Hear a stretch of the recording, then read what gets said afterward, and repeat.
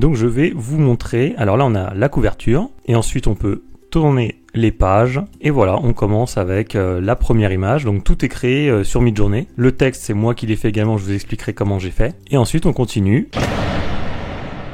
Alors, comment créer un mini-livre pour enfants grâce aux images que vous créez sur Midjourney? C'est ce que je vais vous montrer aujourd'hui dans cette vidéo. Je pense qu'elle va être un peu longue. En fait, elle va se découper en 4 étapes. Et ce que je vais faire, c'est que je vais commencer par vous montrer le résultat final, donc le livre terminé. Et ensuite, je vais revenir en arrière pour vous montrer toutes les étapes que j'ai suivies pour arriver à ce résultat. Du coup, c'est parti. On va passer sur mon écran et je vais vous montrer une à une toutes les étapes que j'ai suivies pour arriver au résultat final. Du coup, on se retrouve comme prévu sur mon écran où je vais vous présenter, avant de commencer les étapes une à une, je vais vous montrer le rendu final. Donc le petit livre pour enfants que j'ai créé. Là, je suis sur un site qui s'appelle Colibri qui permet de mettre en page des bouquins que vous auriez créés de votre côté.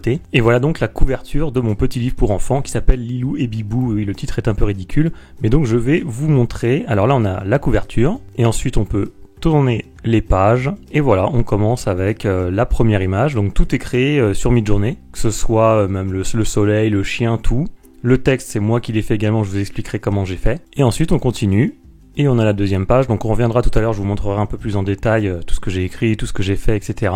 Mais là, je vous montre juste un petit peu les différentes pages. Bon, en gros, pour faire simple, l'histoire, c'est une petite fille et son chien qui jouent ensemble. La petite fille doit aller à l'école.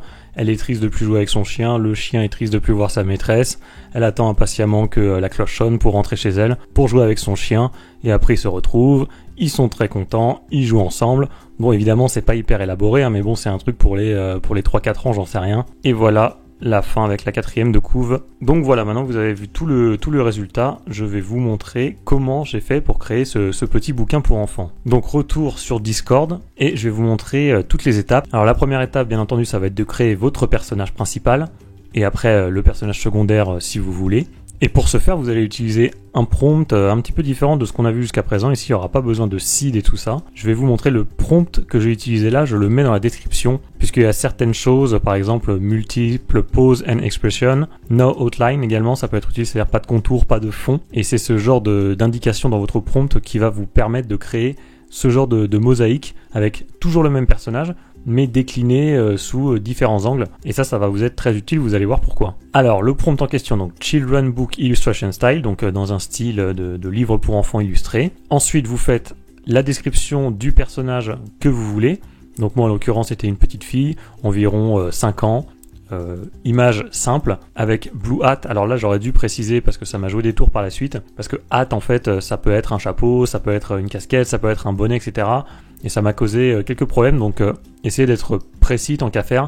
Là j'aurais dû écrire un bonnet bleu ou quelque chose comme ça. Ensuite donc une veste en jean bleu, un pantalon marron, des chaussures blanches et pas de contour. Et du coup, en écrivant ce prompt, ça m'a créé alors plusieurs images, évidemment, là je vous montre ce que j'ai gardé, mais évidemment il y en a eu d'autres, et finalement j'ai conservé cette image-là, qui me plaisait bien, et j'ai fait la même chose avec le chien, donc exactement la même chose, sauf que là j'ai mis Puppy Chiweenie. Alors Chiweenie c'est une race de chien. En fait chez moi j'ai un chien, c'est un Chiweenie et qui s'appelle Wendy. Voilà. Donc maintenant vous connaissez l'origine du prénom du personnage que j'ai mis en scène dans mes précédentes vidéos. Et toujours pareil, multiples poses et expressions, full color et pas de contour. Et ça m'a donné ça. Voilà, le rendu me plaisait bien. Ça c'est vraiment la première étape, c'est limite le plus simple en fait. Enfin, juste le temps de trouver le personnage qui vous va, mais globalement c'est assez facile. Au pire vous allez copier-coller mon prompt en modifiant juste les caractéristiques du personnage que vous voulez et normalement vous devriez avoir un résultat satisfaisant. Ensuite, une fois que vous avez cette image, vous allez l'enregistrer sur votre ordinateur et vous allez l'upscale au maximum. Pour ce faire, vous allez aller sur un site, pareil, je vous mets tous les liens dans la description de toute façon, qui s'appelle upscale.media et là vous allez pouvoir augmenter la taille de votre image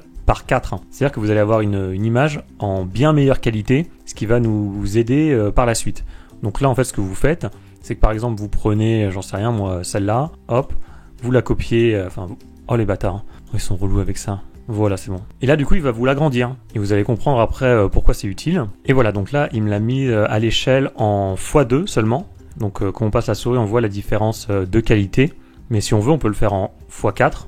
et on peut encore augmenter la qualité comme ça. Là, on a mis en x4 et on voit bien la différence de qualité. Après, vous pouvez cliquer sur On également pour avoir encore une meilleure qualité, il me semble, et ensuite vous faites télécharger l'image. Et ça marche pour tout, hein. Vous pouvez upscale toutes vos photos comme ça, pas seulement pour ce genre de projet, je veux dire. Et ensuite, une fois que vous avez donc votre image agrandie, téléchargée, etc., ce que vous devez faire, c'est découper chaque image. C'est-à-dire juste isoler chaque personnage, comme ici par exemple. Vous voyez, chacun des personnages, en fait, j'en ai fait une image dédiée, et comme j'avais agrandi l'image, ça me donne quand même chaque photo de bonne qualité. Alors ça, vous pouvez le faire soit sur Canva, comme moi, quand vous savez pas maîtriser Photoshop et tout ça, ou soit, voilà, Photoshop, GIMP, des outils dans le genre. Ça, c'est pas le plus compliqué, c'est un petit peu long, mais voilà, faut le faire. Donc ça ressemble à ça, je vais vous montrer.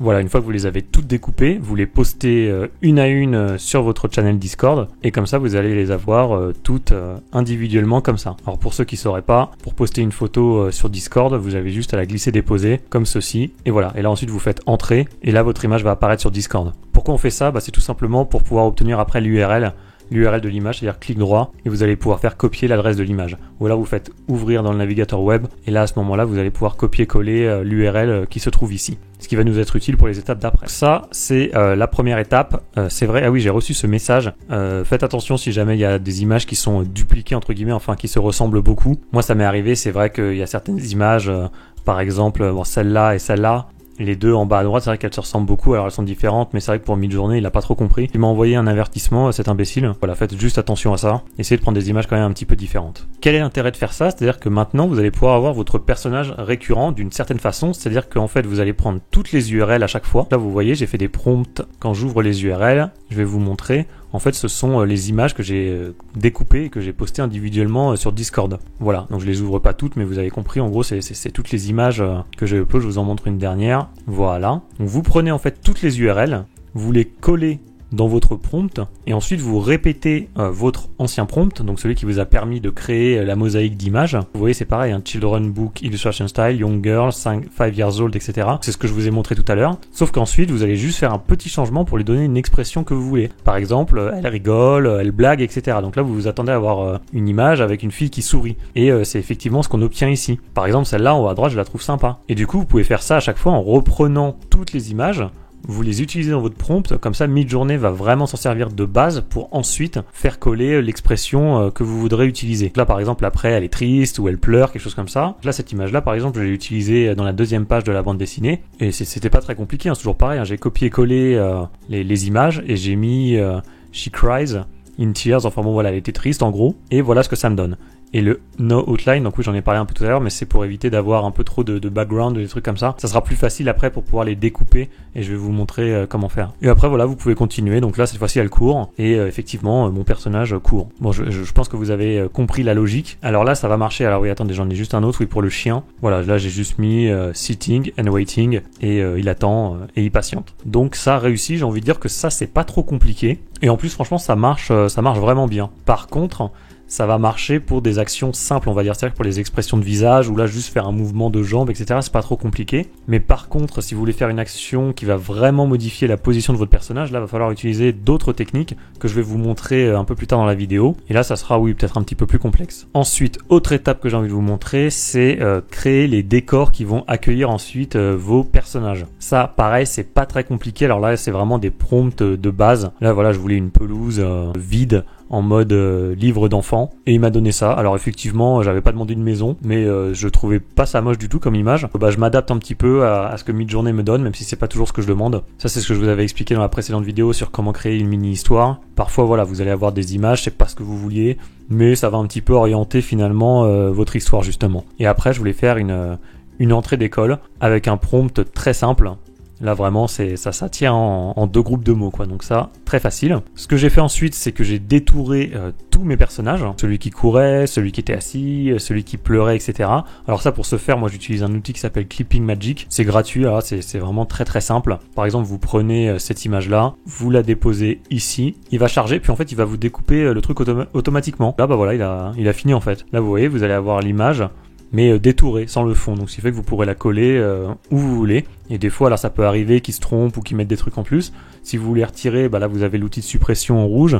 Là, vous avez l'outil d'ajout en vert. Si je veux lui retirer la langue, peut-être que je peux faire ça. Voilà. Et puis là, vous voyez à côté, vous avez le résultat, ce que ça va donner. Si je veux lui retirer le nez, enfin, voilà, c'est possible de faire ça. Et si je veux lui retirer la queue, je crois qu'il y a un outil, voilà, scalpel. Je pense que si je fais ça, il va la retirer. Voilà, il n'a plus de queue. Bon, ça c'est très simple, puis ensuite vous faites télécharger, puis ça va télécharger automatiquement, c'est gratuit, c'est limité, c'est génial, je l'utilise tout le temps. Avant de passer à la suite, donc l'assemblage des images, etc., je vais vous montrer des choses qui ne fonctionnent pas, comme ça vous n'allez pas perdre votre temps. Alors moi effectivement, j'avais déjà vu que ça ne marchait pas, mais j'ai quand même voulu tester, et je confirme, ça ne marche pas. La première chose qui ne marche pas, c'est de prendre un décor, je vais regarder, donc ça c'est le chien, ça doit être le décor je pense, voilà, et ça c'est la petite fille. Donc en fait j'ai collé l'URL de la petite fille, l'URL d'un décor vierge et l'URL du chien. Je les ai assemblés dans un prompt et ensuite j'ai écrit ce que je voulais voir, c'est-à-dire la petite fille en train de courir, le chien en train de courir, toujours dans un style d'enfant, et ça m'a donné ça. Ça ne correspond pas du tout parce que les personnages ressemblent pas trop à la petite fille, un tout petit peu,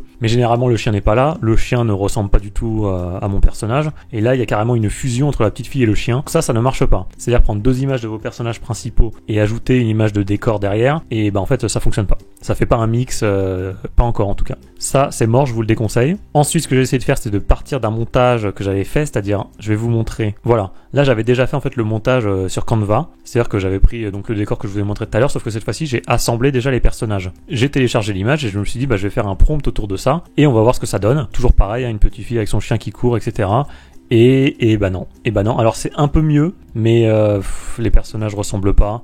Le chien ressemble pas, même le décor ne ressemble pas. Ça ne marche pas, voilà, je vous le dis. Et ce que j'ai fait également, c'est de mixer plusieurs images cette fois-ci. 3 images du chien, 3 images de la petite fille, de faire toujours le même prompt. Et alors là, c'est encore pire, c'est-à-dire que ça me crée des espèces de chimères immondes. Une petite fille chien, c'est un espèce de centaure, je sais pas trop ce que c'est que ce truc, mais ça ne fonctionne pas. Et je l'ai même fait 2 fois. Donc voilà, même si vous cumulez plusieurs images, bah non, Midjourney va pas comprendre et va vous faire des trucs vraiment bizarres. Ensuite, autre chose que j'ai envie de vous montrer, alors là c'est un petit peu plus technique, même si on l'a vu déjà dans d'autres vidéos, et comme je vous l'ai expliqué précédemment, c'est-à-dire que si vous allez vouloir faire des actions un peu plus difficiles à votre personnage, va falloir utiliser une autre technique. Là en fait je voulais que mon personnage principal, donc la fillette, soit assise à son bureau à l'école, en train d'attendre, enfin bon bref, normal quoi, en train d'étudier derrière son bureau à l'école. Et donc j'ai fait ça, j'ai rentré mon prompt avec les différentes images, donc là il y en avait 5, donc 5 images de la petite fille différentes. Ce qui fait que le personnage je l'ai, sauf que l'action je ne l'ai pas. Elle n'est pas du tout assise derrière son bureau à l'école. Par conséquent, ce que j'ai fait, c'est que j'ai créé d'abord un autre personnage sans les images de ma petite fille, parce qu'en fait, le problème avec la petite fille, c'est que du coup, comme elle est debout, bah, je pense que le poids est trop important. C'est-à-dire que Midjourney comprend vraiment qu'elle est debout et il a du mal à la faire s'asseoir en fait. Ce qui fait que j'ai refait un prompt sans image, avec un personnage qui a à peu près les mêmes caractéristiques que ma petite fille de ma BD. Une fille, voilà, avec un bonnet bleu, en gros, assise à un bureau. Ça, j'ai réussi à obtenir le résultat assez facilement. Et ensuite, ce que j'ai fait, c'est que j'ai pris cette image, celle-ci, j'ai pris son URL et je l'ai ajoutée dans le prompt. Et déjà, on avait un résultat mieux, c'est-à-dire que là, au moins, elle était assise. Mais le truc, c'est que, en fait, j'ai mis qu'une seule image, c'est-à-dire que j'ai mis que celle-là, et j'ai quand même mis 5 images de ma petite fille debout. Ce qui fait que c'était, je pense qu'il y avait un déséquilibre pour Midjourney. Par conséquent, j'ai modifié un peu mon prompt et cette fois-ci, j'ai mis 2 images de petite fille assise. C'est-à-dire que j'ai fait juste un upscale de celle-là, ce qui fait que j'ai obtenu un autre résultat, une autre image avec une autre URL mais quasiment similaire. Et au lieu de mettre 5 images de ma petite fille initiale debout, j'en ai mis que 3. Ce qui fait que cette fois-ci, le poids était un peu moins déséquilibré et ce qui fait que Midjourney a réussi à me créer cette fois-ci 3 images d'une petite fille assise derrière un bureau et qui a les caractéristiques de mon personnage principal. Du coup, cette image-là en haut à droite me plaisait bien, ce qui fait que je l'ai upscale et ça m'a donné une page dans ma bande dessinée que je vous montrerai tout à l'heure. Et d'ailleurs, là, c'est pareil, j'ai mis 2 images de la petite fille debout, donc mes images initiales, 2 images assises, et là, pour le coup, j'ai vraiment 4 images cette fois-ci qui représentent bien ce que je voulais. Mais par contre, au niveau de la ressemblance, c'est un petit peu moins bon, puisque forcément, il y a que 2 images de mon personnage principal. Donc il y a un équilibre à trouver, mais sachez que vous pouvez jouer comme ça aussi sur le nombre d'images pour obtenir le résultat que vous voulez. Et là, je l'ai fait aussi ici, c'est-à-dire que j'avais du mal à la faire sauter de joie, ce qui fait que j'ai créé en fait un autre personnage très facilement, d'une petite fille voilà qui saute de joie, qui a les mêmes caractéristiques que mon personnage principal.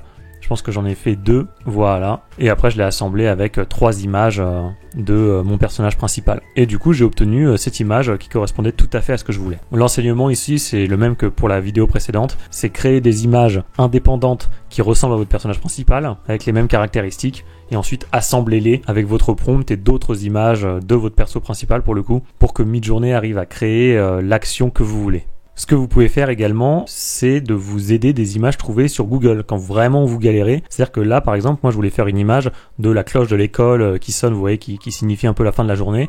Mais en fait, j'arrivais pas à le faire. C'est-à-dire que quand je faisais les cloches de l'école sonnent, bah, ça me donnait ce genre de résultat, enfin, qui n'avait aucun sens, qui ne représentait pas du tout ce que je voulais. Et du coup, j'arrivais pas à faire ce genre de choses qui là représentait vraiment pour le coup l'idée que j'avais en tête. Ce qui fait que j'ai pris une image sur Google, tout simplement. Une image que j'ai trouvée dans Google Images. Voilà, ça ressemblait un peu à ce que je voulais. Et j'ai créé un prompt autour de ça. Et là, ouais, vous voyez, la cloche de l'école sonne et vibre, quoi, dans un style d'illustration d'enfant. Et ça m'a donné ça. Alors, j'en ai eu plein d'autres, hein, des images intéressantes. Moi, j'ai pris celle en bas à gauche. Mais je pense qu'en upscalant encore, en faisant des variations, j'aurais pu obtenir encore de meilleurs résultats. Mais voilà, alors je sais que ça peut être un peu de la triche, mais franchement, n'hésitez pas à vous aider parfois d'images que vous trouverez sur Google. Un autre type d'aide, ça peut être de demander à ChatGPT d'écrire vos prompts. Là, moi, c'est ce que j'ai fait, par exemple, pour avoir un ciel étoilé pour la dernière image de mon livre. Donc je lui ai écrit, voilà, écris-moi un prompt simple en anglais, séparé par des virgules pour Midjourney. Je veux l'image suivante, : un ciel étoilé la nuit, aucun personnage sur l'image, juste le ciel rempli d'étoiles. Et il m'a fait un prompt très simple que j'ai rentré dans Midjourney.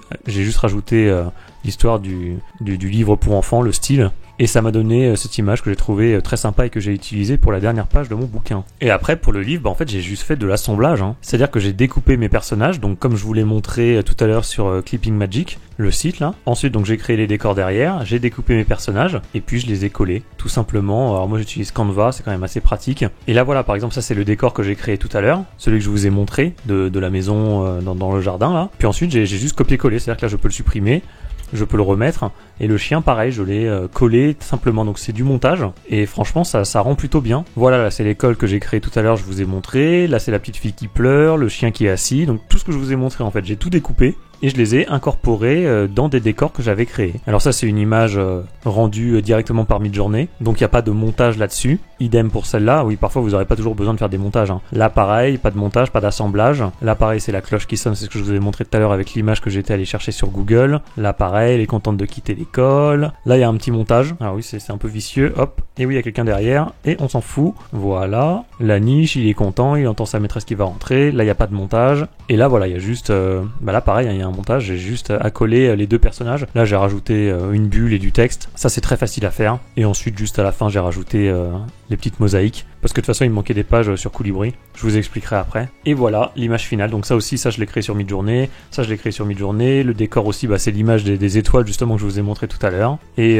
même le soleil aussi est créé sur Midjourney, donc voilà, globalement c'est 100% fait main. Ensuite ce que j'ai fait, donc c'est qu'une fois que vous avez tout mis en page comme ça sur Canva, vous faites télécharger ici et vous faites PDF pour impression.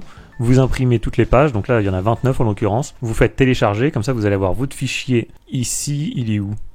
Il est là, en PDF, et vous allez le mettre sur Colibri, donc je vais vous montrer un peu comment on fait. Bon, vous n'êtes pas obligé de le faire sur ce site, vous pouvez aussi utiliser Amazon KDP, mais c'est vrai que Amazon KDP, pour avoir déjà publié des livres dessus, c'est un peu plus compliqué pour la mise en page, ils sont un peu chiants. Là c'était beaucoup plus simple, donc c'est pour ça que je vais vous montrer. Donc vous faites je me lance là sur la page d'accueil, et ensuite vous allez pouvoir choisir le format que vous voulez. Alors il y a plein de trucs différents, il y a spirale, agrafé, rembordé. Bref, moi j'ai pris ça.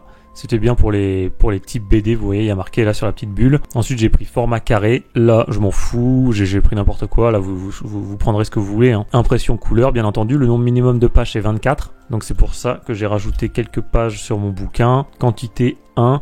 Et après, vous pouvez choisir si vous vendez le livre ou non. Vous pouvez le commercialiser. À ce moment-là, il va vous falloir un code ISBN ou des trucs comme ça, mais ça vous sera fourni automatiquement par le site. Là, en l'occurrence, je fais non, c'est juste pour moi. Et ensuite, je fais créer mon projet.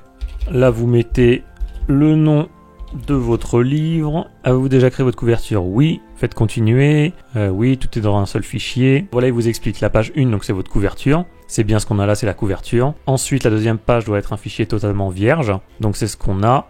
Et après, il nous dit que la troisième page, ça correspond à la première page du bouquin en gros. Et voilà, ensuite vous continuez. Et la dernière page, ça doit être la quatrième de couverture. Pareil, c'est ce qu'on a vu. Et ensuite, vous faites juste télécharger votre fichier PDF. Vous allez le chercher dans votre fichier. Voilà, vous faites ouvrir. Et là, ça va charger en fait. Et puis après, vous n'avez plus rien à faire. Après, vous arrivez au résultat final que je vous ai montré tout à l'heure. Vous faites lancer l'analyse de mes fichiers.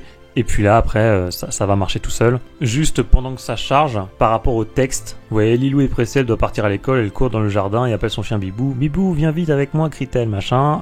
Je vais pas tout vous lire parce que c'est un truc pour enfants, c'est pas hyper intéressant. Mais en fait, je l'ai fait sur ChatGPT. C'est-à-dire que je vais vous montrer... En fait, j'ai juste demandé à l'outil, voilà, c'est là. Je lui ai dit, voilà, écris-moi une petite histoire avec un style enfantin, dédié à un livre pour enfants, oui, forcément. Histoire en 12 chapitres, maximum 50 mots chacun. Je lui ai fait un petit pitch, voilà, pour lui expliquer. Il y a 2 personnages, une petite fille qui s'appelle Lilou, un petit chien qui s'appelle Bibou. Et après, je lui ai juste résumé un tout petit peu les 11 chapitres. Oui, je me suis trompé, j'ai écrit 12, mais en fait, il y en a 11. En une ligne, je lui ai expliqué un petit peu l'histoire de l'image, en fait. Et lui, il m'a écrit l'histoire, tout simplement. Donc, c'est ce que je viens de vous lire. Lilou est pressée, elle doit partir à l'école, elle court dans le jardin et appelle son chien Bibou. Bibou, viens vite avec moi, crie-t-elle, etc. Et en fait, j'ai juste copié-collé en fait ce que ChatGPT m'avait fait. Donc si vous voulez pas vous embêter à écrire l'histoire, bon là c'est un livre pour enfants donc j'aurais très bien pu le faire, ça aurait pas été très compliqué, mais j'avais envie de tester puis mine de rien ça fait gagner du temps. Voilà, il a fini l'analyse, il me dit que le format il est pas incroyable mais qu'il va le redimensionner donc là ça pose pas de problème. Je valide mes fichiers et ensuite on va avoir un outil de prévisualisation. Et voilà, le fameux outil de prévisualisation. Alors là, il faudrait que je recadre un petit peu l'image. Il y a des consignes en dessous, il dit que voilà, l'image doit dépasser du trait rouge, etc. Mais là, bon, je m'en fiche un peu, c'est juste pour vous montrer. Je fais valider ma couverture. Et voilà, on a notre bouquin, on peut voir. Puis après, quand je fais valider ma couverture, après je vais pouvoir repasser pour voir les pages, etc. Enfin, exactement ce que je vous ai montré au début de la vidéo. C'est un peu long, mais franchement, ça vaut le coup et je trouve que le résultat est vraiment pas mal. Limite, je pourrais me le commander en fait. Je pourrais m'en acheter un exemplaire pour vous le montrer. Je sais pas trop. J'hésite parce que finalement, je trouve que l'histoire elle est assez sympa. Puis j'y ai passé pas mal de temps, donc voilà. J'espère que ça vous plaira en tout cas. Je sais que la vidéo va être, je pense, un peu longue, un peu dense, il y aura beaucoup d'informations, mais en tout cas ça sera complet, enfin je l'espère en tout cas.